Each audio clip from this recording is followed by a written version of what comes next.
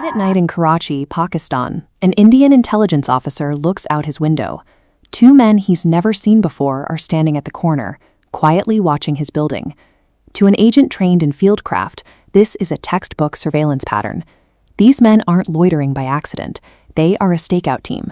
His cover is blown, and the ISI has initiated a capture protocol. He has spent 7 years living as a ghost. If he stays in this room until morning, he will be taken into custody. To survive, he must cross the international border within the next 24 hours. One man now has a single day to outmaneuver the entire Pakistani intelligence apparatus to keep India's most critical secrets from falling into enemy hands. The danger of this mission was rooted in the aftermath of 1971. When Pakistan signed the surrender documents that created Bangladesh, the country was left fractured and searching for a way to strike back. This loss of territory turned the ISI into an aggressive, vengeful agency. Their primary objective shifted toward an active manhunt for Indian assets operating on Pakistani soil. Indian intelligence lacked a direct human source inside this new, hostile ISI command. They needed an operative who could disappear entirely into the local population to provide eyes where satellites couldn't see. Ajit Doval accepted the assignment.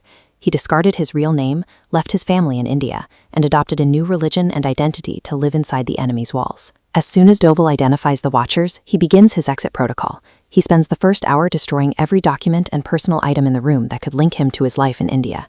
He relies on 7 years of deep cover discipline.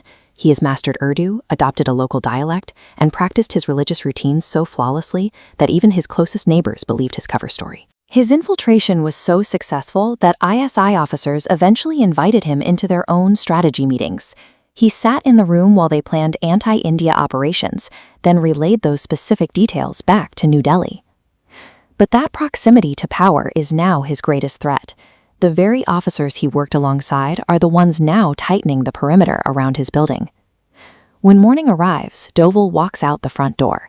He forces himself to maintain a steady, unhurried pace, even as he feels the ISI agents beginning their tale from a few dozen yards behind. He leads his watchers into the dense, high-traffic streets of Karachi. He is looking for a specific environment, a place with enough noise and motion to mask his own movements. Entering a crowded market, Doval matches the walking rhythm of the shoppers. He uses the dense layers of pedestrians to create a physical barrier between himself and the men following him. He waits for maximum congestion, then pivots. He slips into a series of narrow, twisting alleys. By the time the ISI agents push through the crowd to his last known position, he has vanished. Doval's escape exploited the visual limitations of his pursuers. He didn't need to run. He only needed to disappear into the noise of the city. In a pre-arranged safe zone, Doval meets a fellow operative. The interaction lasts only seconds. A slip of paper is handed over, and the two men separate without speaking a word.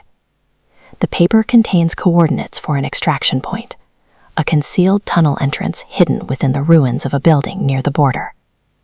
As night falls, Doval enters the tunnel. He spends the final hour of his mission crawling through a cramped, dirt-walled passage, listening for the footsteps of Pakistani border patrols passing just a few feet above his head. The high-level intelligence game ends here, in the mud. His survival now depends on his ability to keep moving through the dark. Doval emerges on the other side. The air and the soil are different. He has officially crossed back into India. Behind him, the ISI is still raiding empty rooms in Karachi. The information in his head is the most significant intelligence haul in decades. He carries a master list of ISI agents and the specific details of Pakistan's classified military contingencies. He also provides a map of internal threats. Using Doval's data, Indian agencies begin identifying and dismantling the hidden networks of domestic assets working for the ISI. Over the next decade, India used this intelligence to preemptively block border incursions and neutralize over a dozen deep cover cells, fundamentally altering the country's defensive posture. Doval's career continued to rise within the Intelligence Bureau, and by 2005, he was appointed as its director. In 2014, Prime Minister Narendra Modi sought an advisor who understood the reality of field operations. He turned to the man who had actually lived through them. Doval became India's national security advisor. The operative who once spent years hiding his identity in Karachi now manages the security of the entire nation. A nation's security is often anchored by the work of people who spent years living under false names, surrendering their own identity to serve as its silent defenders.